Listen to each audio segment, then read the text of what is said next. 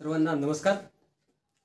सर्व अभियोग्यताधारक, आपले शिक्षक, अभियोग्यता व बुद्धिमत्ता चाचणी देणारे सगळे उमेदवार, 2 दिवसापासून मी तुमच्यापर्यंत वेळोवेळी येतोय की जे पवित्र पोर्टल टीचर रिक्रूटमेंट जे काय पोर्टल आहे ते सुरू झालेलं आहे आणि ते हे पोर्टल आहे. तर हे पोर्टल आहे ते तुम्ही पाहिलेलं आहे, चालू झालेलं आहे. मी सूचना पण टाकलेल्या आहेत ग्रुपवर. तर अशा पद्धतीने हे पवित्र पोर्टल आहे ते सुरू झालेलं आहे. त्यावर तुम्ही पाहिले असेल तर जे काही सूचना आहेत त्या सूचना आपण पाहत होतो, पण न्यूज बुलेटिन ते आपण पाहिल्या तर त्या सूचना दिसल्या आहेत. परंतु त्या सूचना दिसल्या तर तुम्हाला येथे दिसल्या त्या. तर पहा, ही सूचना आहे ती 20 जानेवारी 2025ची. ही सूचना, ह्या सूचनेमध्ये नक्की काय होतं तेही PDF स्वरूपात सगळ्या ग्रुपवर पसरलेलं आहे. काय आहे त्या PDF मध्ये, तर ज्या काही खाजगी शैक्षणिक संस्था आहेत, स्थानिक स्वराज्य संस्था आहेत, त्यांनी त्याच काही म्हणजे त्या संस्थांनी सर्व काही जागा आहेत त्या सर्व जागांची बिंदूनामावली करून पवित्र पोर्टलवर कालपासूनच ह्या त्या जागा आहेत, जाहिराती आहेत, त्या अपलोड करायच्या आहेत. आज पाहिलं पवित्र पोर्टल तर लाल अक्षरामध्ये पवित्र पोर्टलवर जे काही हेडिंग आहे तेथेही आलेलं आहे, सर्वांनी आजपासून पवित्र पोर्टलवर जाहिराती अपलोड कराव्यात. पुढे पाहिलं तर तुम्हाला हे पवित्र पोर्टल चालू झाले हे कशावरून समजतं, तर येथे पहा की जे काय आहे हे आपलं लॉग इन केल्यानंतर हे दिसत आहे. यामध्ये सेकंड फेज, फर्स्ट फेज ह्यातल्या काही आहेत सूचना त्या इथे दिलेल्या आहेत. इथे सिलेक्ट केलं तर फेज किती, 1, 2 वगैरे. आज पूर्ण आपण ओपन केलं तर त्या सूचना आलेल्या आहेत. आणि जर काहींचा जे लॉग इनच होत नाहीत तर लॉग इन कसं करायचं, पासवर्ड रिसेट कसा करायचा हेही मी तुम्हाला माझ्या या व्हिडिओच्या माध्यमातून सांगितलेलं आहे. व्हिडिओ मी सकाळीच अपलोड केलेला आहे 10 वाजता. तो पहा. आता फॉर्म सर्टिफाय, हा काय फॉर्म सर्टिफाय आहे तो नक्की कसा करायचा, काय करायचा, तर इथे पाहू शकता तुम्ही स्क्रीनवर. हा काय आहे, आता हा फॉर्म सर्टिफाय करायला कधीपासून चालू होईल, सुरुवात कधी होईल, तर आता ह्या ज्या काय पवित्र पोर्टलवर सूचना येत आहेत त्या पाहूया आपण. मी तुमच्यापर्यंत पोहोचवेलच, परंतु त्या अगोदर सर्व जाहिराती पवित्र पोर्टलवर येणं आवश्यक आहे. स्थानिक स्वराज्य संस्थांच्या असतात, जिल्हा परिषद, नगरपालिका, महानगरपालिका, त्याचप्रमाणे ज्या काही स्थानिक स्वराज्य संस्थांमध्ये सोडून ज्या काही खाजगी संस्था आहेत की खाजगी अनुदानित संस्था आहेत, विनाअनुदानित संस्था आहेत, या सर्वांच्या जाहिराती काय आहेत त्या पवित्र पोर्टलवर लवकरात लवकर अपलोड झाल्या पाहिजेत. आणि ह्या लवकरात लवकर अपलोड झाल्या की त्यानंतर आपल्याला ते जे काही जागा आहेत आपल्या कॅटेगरीनुसार त्या पाहून प्राधान्यक्रम नोंदवण्याचा आपल्याला ते संधी देणार आहेत. पण त्यासाठी आता कधी, तर जवळजवळ ह्या जाहिराती आहेत त्या जाहिरातीला 1 महिना लागणार आहे. आता फॉर्म मध्ये कोणती माहिती एडिट करता येईल आपण आपल्यासाठी, तर हे फॉर्म आता पवित्र पोर्टलवर जे काही जाहिराती येतील, जाहिराती आल्यात की त्यानंतर जे काय आहे तर ह्या जाहिरातीनुसार आपण पाहणार, आपण कुठे कुठे प्राधान्यक्रम देणार वगैरे ते.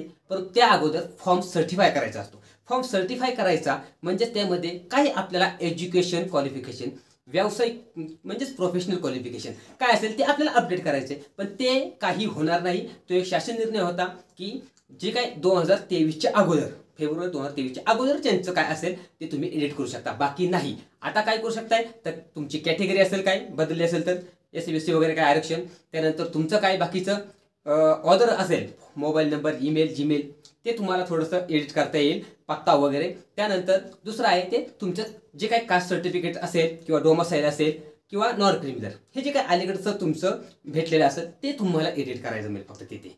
ह्या गोष्टी आहेत. तुम्हाला TET, टेट यांचे मार्क वगैरे तुम्हाला काही इथे अपलोड करायचं जमणार नाहीत. हा माझा एक अनुभव सांगतोय मी, कारण ही जी माहिती आहे ही भरती आहे ती मागची आहे. त्यामुळे तुम्हाला आत्ताचं एज्युकेशनल, व्यावसायिक क्वालिफिकेशन वगैरे काय आहे प्रोफेशनल ते एडिट करता येणार नाही. त्यामुळे मित्रांनो, ही जी काय आहे ही झालंय आपलं आता काय तर फॉर्म सर्टिफाय करण्याची प्रोसेस, आणि त्याच्यामध्ये काय एडिट करता येईल काय नाही ह्या गोष्टी आहेत. ज्या काही एडिट करता येतील त्या करा तुम्ही अतिशय छान पद्धतीने. मोबाईल नंबर वगैरे सगळं व्यवस्थित टाकून टाका त्यामध्ये. अशा पद्धतीने हे पवित्र पोर्टल सुरू झालेलं आहे. आता मला असं वाटतं की 2-3 दिवसांमध्ये बऱ्याच ज्या काही जाहिराती आहेत त्या पवित्र पोर्टलवर अपलोड होतील. आणि जे काही परिपत्रक आलं त्यामध्ये सांगितलं होतं की लवकरात लवकर बिंदूनामावली करावी, त्याचे कॅम्प लावलेत, म्हणजे जेणेकरून लवकरात लवकर पवित्र पोर्टलवर त्यांना जाहिराती अपलोड करता येतील. अशा पद्धतीने आपण पाहतोय. आता ही जी काही पवित्र पोर्टल चालू झाले सगळ्यांना एक आनंदाचं वातावरण आहे. पण राहिला प्रश्न पुढं की जागा किती येतील, हा एक महत्त्वाचा मुद्दा आहे, बरोबर ना. जागा किती आहे, तर ह्या काय गोष्टी आहेत, ह्या सर्व गोष्टी ज्या काय त्या आपण पाहतोयच, परंतु या जागा किती येतील याकडे लक्ष देऊ नका. आता तुमचं पेपर वगैरे झालेला आहे, तुमचे मार्क वगैरे पडलेले आहेत, त्यामुळे जे काय असतील ते आता आपल्याला मान्य करायला लागतील. कोण जागा देतील नाही, परंतु जास्तीत जास्त जागा दिल्या पाहिजेत, जास्तीत जास्त जागा आल्या पाहिजेत. हे आपल्या दृष्टीने खूप महत्त्वाचं आहे, कारण बरेच आपले अभियोगित बरेच दिवसापासून वाट पाहत आहेत. त्यामुळे अशा पद्धतीने हे जे काय पवित्र पोर्टल सुरू झालेलं आहे सर्वांनी व्यवस्थितरित्या. आता महत्त्वाचा मुद्दा पहा, पवित्र पोर्टलवर जाहिराती कधीपासून अपलोड होते. मी आत्ताच बोललो, आजपासून. आज तुम्ही पाहिलं असेल तर 5:30च्या दरम्यान एक पवित्र पोर्टलवर एक रेड लाईनमध्ये एक नोटिफिकेशन आलेली की प्रत्येकाने जाहिराती अपलोड करा म्हणून लवकरात लवकर. आणि ती जाहिरात अशा पद्धतीने असणार आहे. तुम्ही पाहताय स्क्रीनवर, पहा इथे जाहिरात पाहू शकता तुम्ही. तर ही जाहिरात आहे अशा पद्धतीने ती येते. तुम्ही ते डाउनलोड करा. जाहिराती डाउनलोड केल्यानंतर तुम्ही ठरवा की बाबा आपल्या कॅटेगरीला किती जागा आहेत किती नाही त्या सर्व. आता हे जाहिराती तर फेब्रुवारीच्या महिना अखेरपर्यंत ह्या जाहिराती सगळ्या जाहिराती येतात. म्हणजे किती महिन्याखेर म्हणजे शेवट का, तर तसं काय नाही. एक 15 फेब्रुवारीपर्यंत ते 20 फेब्रुवारीपर्यंत सर्व जाहिराती ज्या काय असतात स्थानिक स्वराज्य संस्था व तसेच संस्था अनुदानित विनाअनुदानित काय असतील त्या सर्वांच्या जाहिराती येतील. माझं एक म्हणणं असेल बाबा फेब्रुवारी एंडिंग झालं तरी चालते, परंतु जास्तीत जास्त जागा आल्या पाहिजेत असं आपल्या सर्व अभियोगितांना मी पण सांगतो. जाहिराती यायला उशीर झाला तरी चालते, पण जाहिरातीची जी संख्या आहे जी जास्त आली पाहिजे. बरोबर ना. म्हणजे मी तुमच्याकडे बोलतोय असं काय नाही, काय असेल ते रोखटोक बोलतोय. पुढं आपला आहे विषय कट ऑफ काय टी टेटचं कधी होणार काय ते, पण मी फक्त तुमच्याकडे बोलत नाही.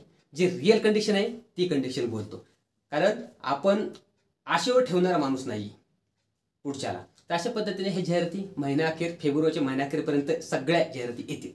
आणि त्यानंतर आता ह्या जाहिराती आल्या, तुम्ही तर फॉर्म सर्टिफाय करणार आहेत. फॉर्म सर्टिफाय कसा करायचं तेही तुम्हाला मी सांगितलं.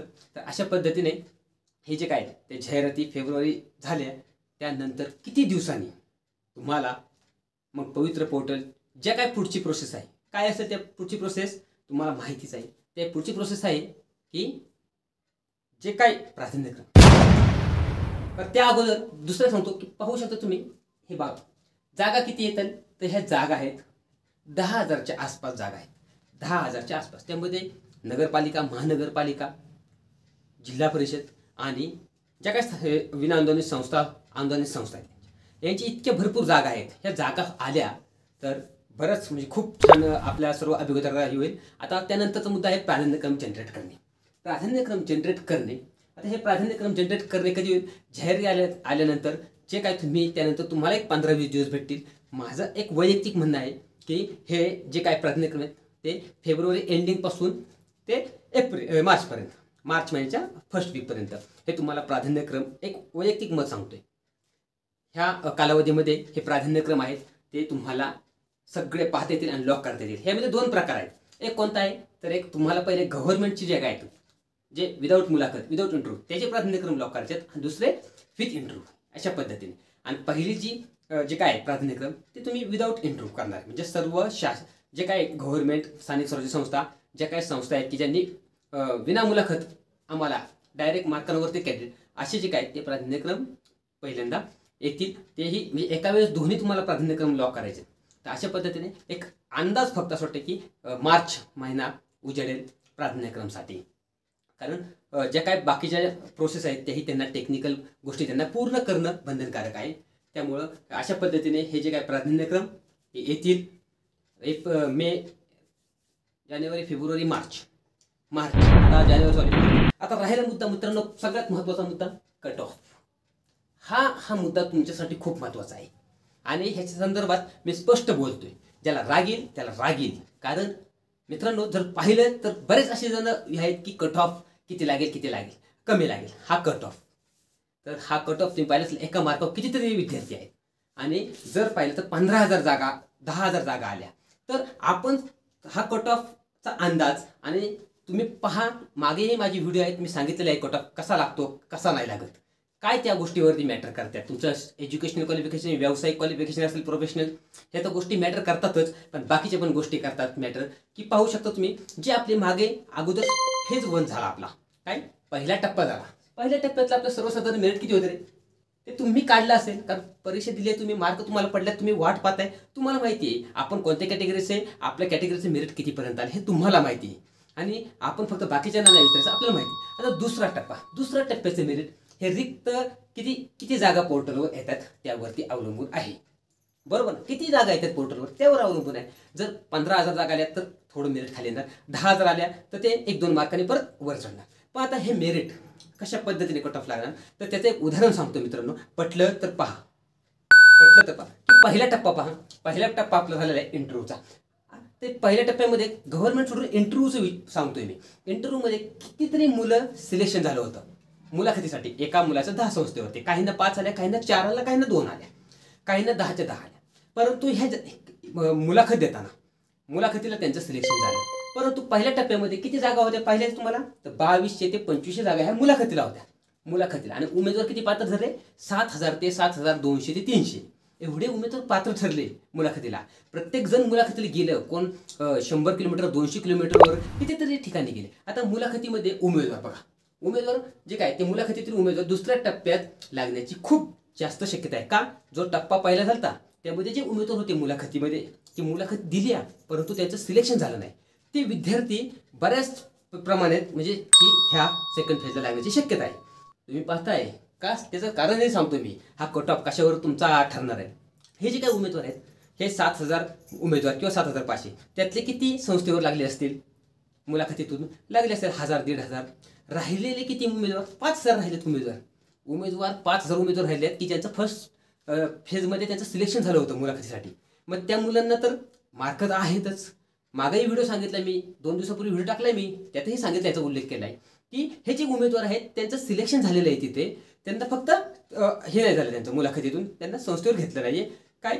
तर हे जे उमेदवार आहेत ना, तेच यामध्ये सगळ्यात पहिल्यांदा त्यांना प्राधान्य आहे की बाबा आपलं होणार आहे असं त्यांना वाटतंय. आणि 100% त्रिकालबाधी सत्य की समजा मागच्या वर्षी मागच्या फर्स्ट फेजला मुलाखतीमध्ये जर 116 पर्यंत मेरिट आले ओबीसीचं, आणि एखाद्याला 117-18 मार्क आहेत, तर हा सेकंड फेजला अर्थात तो असणारच ना की 1-1.5 मार्काचा, 2 मार्काचा फरक असणार, 2-3 मार्काचा गव्हर्नमेंट पासून. त्यामुळे तो आता ह्या फेजमध्ये कॅपेबल आहे. काही विद्यार्थी असे म्हणतील की सर ते उमेदवार आहेत ते संस्थेवरती 9वी, 10वी, 11वी, 12वी, ते BEd आहेत, ते TET पास नाहीत वगैरे, बरोबर आहे, मान्य आहे. परंतु ज्या काही महानगरपालिकेच्या जागा आहेत, काही जिल्हा परिषदेच्या आहेत की त्याला 9वी, 10वीच्या जागा आहेत, बरोबर ना, 9वी, 10वीच्या जागा आहेत, तेथे हे उमेदवार कॅपेबल आहेत ना तिथे, TET नसली तरी. आणि असे नाहीत की त्यांचा स्कोर एवढा आहे म्हणजे ते TET पण पास आहेत, CTT पण पास आहेत. बरेच विद्यार्थी थोडे फक्त बोटं मोजण्यासारखे उमेदवार नाहीत. त्यामुळे असे हे उमेदवार आहेत ते या जे सेकंड फेजमध्ये आहेत त्यांना थोडंसं एक मनामध्ये आणि सगळ्यांनाच वाटते की बाबा हे उमेदवार आहेत. परंतु आता मग हे जे काही उमेदवार आहेत ते तर आहेत, मग मागच्या वेळेच्या मेरिटपेक्षा मी आता जनरल आहे, एक 10,000 जागा आल्या तर 5 ते 6 मार्कांनी मेरिट खाली येईल, 15,000 आल्या तर 10 मार्कांनी मेरिट खाली येईल. आता तुम्ही म्हणता सर असं कसं बोलताय, मी एक अंदाज सांगतोय, परंतु हा अंदाज खरा ठरण्याची शक्यता आहे. त्याचं कारण की एका मार्कावरती तुम्ही विद्यार्थी किती आहेत पहा. आता काही जण म्हणतील की सर प्रत्येक कॅटेगरीनुसार वेगवेगळे होणार आहे, बरोबर ना, मग कॅटेगरीनुसार थोडा खाली येणारच आहे मेरिट, पण एवढं येणार नाही. त्यामुळे सगळ्यांनी असं समजू नका की मेरिट बाबा अगोदर जे लागलं होतं 115ला एखाद्या कॅटेगरीचं आता 95 पर्यंत येईल. नाही, हा तुमचा संभ्रम आहे आणि ही तुम्हाला बाकीच्यांनी एक लावलेली तुम्हाला एक आशा आहे, आणि ही आशा खूप हे असते. तर अशा पद्धतीने हे जे पवित्र पोर्टल आहे ते सुरू झालेले आहे. सगळ्या गोष्टी मी तुमच्यापर्यंत क्लिअर करतोय. दुसरी गोष्ट आहे TET निकाल, महत्त्वाचा मुद्दा. TET निकाल फेब्रुवारीच्या एंडिंगपर्यंत 100% लागणार आहे. अंतिम उत्तरसूची आलेली आहे, आता काही दिवसातच ऑफिशियल वेबसाईटवर तो निकाल डिस्प्ले होईल. दुसरी गोष्ट, TET निकाल लागले की लगेच पुन्हा टेट परीक्षेचं माहिती आहे. टेट परीक्षेचं त्यांनी सांगितलेलं आहे, जे काय कोर्टामध्ये रोडमॅप आला होता त्यामध्ये सांगितलं होतं की TET झाली की टेट घ्या. आता TET झाली, आता टेट परीक्षा एक जून, जुलै, ऑगस्टच्या दरम्यान होण्याची शक्यता आहे. सगळ्यांनी त्या दृष्टीने अभ्यास चालू करा. ज्यांचा स्कोर कमी आहे, जो सेकंड फेजला ज्यांना वाटते की बाबा आपलं होणार नाही, आपण TET पास नव्हतो त्यावेळेस, CTT पास नव्हतो, आता आपण पास झालेलो आहे TET, त्यामुळे त्या सर्वांनी अतिशय छान पद्धतीने अभ्यास करा. मी हा व्हिडिओ तुमच्यासाठी बनवतोय खास, कारण काही गोष्टी माहीत नसतात. फक्त आपण असं वाटतं की बाबा मला बऱ्याच जणांचे मला कॉल येत आहेत की सर मुलाखतीला मला 90 मार्क आहेत आणि मागच्या 115 होते, माझा मुलाखतीला 1च झाला होऊ शकेल. असं आहे. अरे बरोबर आहे, पण तुमचं झालं का? नाही झालं. मी सांगत होतो मुलाखत आणि गव्हर्नमेंट ह्यांचं जे काय आहे ना, गव्हर्नमेंट शाळा वगैरे आणि मुलाखतीच्या शाळा इंटरव्ह्यूच्या, ह्याच्यामध्ये जास्त फरक राहत नाहीये. 5-1 मार्काचा फरक राहतोय. फक्त आपण त्या आशेवर बसतो आणि बाकीचा अभ्यास सोडून देतो. कोणतरी म्हणतं बाबा लागेल, होऊन जाईल तुझं, कारण मुलाखतीला एकच 10 आहे, 10 कॅन्डिडेट. बरोबर आहे, परंतु ह्या बाकीच्या गोष्टी पण मॅटर करतात हे आपल्याला समजत नाही आणि आपण फक्त त्याच चक्रात अडकून बसतो. बाकीचा अभ्यास पण आपण सोडून देतो. त्यामुळे ह्या गोष्टी आहेत ना, थोड्याशा तुम्ही जरा मनाव घ्या आणि अभ्यास चालू करा. जे काही अजून एक दुसरं सांगतोय महत्त्वाचं, की आता सेकंड फेज होतोय ना, होऊ देत ना, सेकंड फेज होणारच आहे. परंतु तरी पण तुम्ही बाकीच्या परीक्षांचा अभ्यास चालू ठेवा. बाकीच्या परीक्षांचा अभ्यास चालू ठेवा.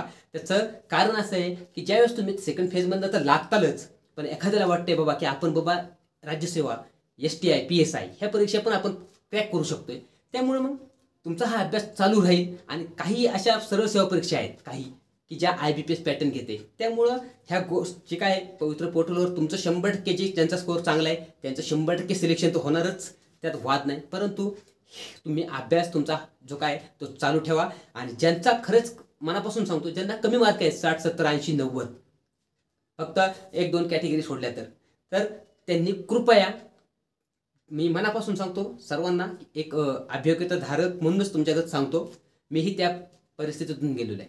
तुम्ही ह्या गोष्टीकडे लक्ष न देता तुम्ही पुन्हा थर्ड टेटचा अभ्यास चालू करा. TET आता पास झाला असाल, CTT पास झाला असाल. ह्या व्हिडिओच्या माध्यमातून तुमच्यापर्यंत हेच सांगायचे, आपले हे पवित्र पोर्टल चालू झालेलं आहे आणि हे पवित्र पोर्टल आता जाहिराती येतील. त्यानंतर पुन्हा तुम्हाला काय एडिटची संधी आहे, ती एडिटची संधी, पण व्यावसायिक आणि शैक्षणिक क्वालिफिकेशन नसेल तुम्हाला, बाकी काय असेल तुमचं कास्ट सर्टिफिकेट किंवा नॉन क्रिमिनल कास्ट व्हॅलिडिटी, ते तुम्हाला अपलोड करता येईल काही गोष्टी. त्यानंतर कट ऑफ सांगितला मी. कट ऑफ हा तुमचा जो अगोदरची 5000 कॅन्डिडेट आहेत ना, त्यांचा विचार करून तुम्ही ठरवा. कारण आपल्या पुढं 5000 कॅन्डिडेट आहेत ज्याचं संस्थेवर सिलेक्शन झालं नाही. कशासाठी? मुलाखतीसाठी फर्स्ट फेजमध्ये. त्यांनी थोडा विचार करा की बाबा जे संस्थेवरती सिलेक्शन झालं आपल्या अगोदर फर्स्ट फेजला, तर ती मुलं आहेत, अशी कितीतरी मुलं आहेत ना, तुम्ही विचार करा. मग ती मुलं आहेत आणि त्यांचा आपल्यापेक्षा स्कोर जास्त आहे, हा एक थोडासा विचार करा. ही मुलं आहेत 5-1 हजार, त्यातले बरेच विद्यार्थी तलाठी झाले आहेत, कोण कृषी सेवक वगैरे झालेले आहेत, आपले आरोग्य सेवक वगैरे. ठीक आहे, ती एक गोष्ट छानच आहे. तर अशा पद्धतीने जी काय आहे ही मी तुमच्यापर्यंत हे व्हिडिओ पोचवतोय का, तर तुम्हाला काही गोष्टी ह्या समजल्या पाहिजेत वेळेतच. काही संस्था आहेत त्यांनी डायरेक्ट म्हणजे हे दिलेले आहेत की आम्हाला डायरेक्ट कॅन्डिडेट द्या, आम्ही मुलाखत नाही वगैरे. त्याही संस्थेचं खूप मनापासून मी आभार मानतो. तर अशा पद्धतीने हा व्हिडिओ तुमच्यापर्यंत पोहोचवला आहे. सर्वांना मी खूप खूप शुभेच्छा देतो. सर्वांनी ह्या व्हिडिओची लिंक आपल्या मित्रांपर्यंत शेअर करा, चॅनल सबस्क्राईब करा, लाईक करा आणि व्हिडिओ सर्वांपर्यंत शेअर करा. धन्यवाद.